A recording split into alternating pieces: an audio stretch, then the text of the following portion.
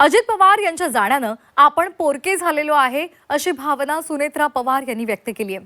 उपमुख्यमंत्री अजित पवार यांच्या विमान दुर्घटनेनंतर राज्याच्या पहिल्या उपमुख्यमंत्री म्हणून पदभार स्वीकारल्यानंतर सुनेत्रा पवार यांच्या पहिल्या भाषणाचा व्हिडिओ समोर आलाय।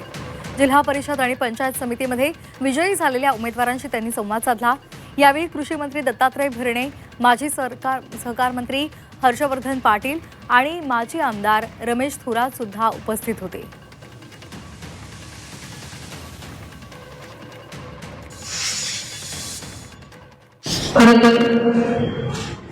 हर्षवर्धन साहेबांनी आणि मामाने सांगितल्याप्रमाणे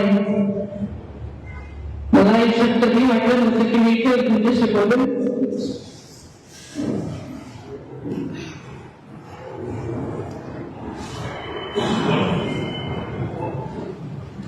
दादानी विचारायची की ही माझी शेवटची निवडणूक आहे, 3 वर्षाच्या निवडणुकांना आहे आणि तेवढंच उत्साहानं प्रत्येक निवडणुकीमध्ये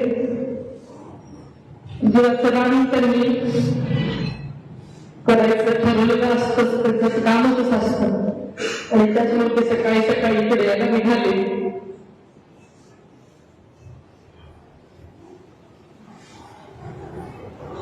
एका क्षणात आपण सगळे पोरके झालो। पण दादांचं हे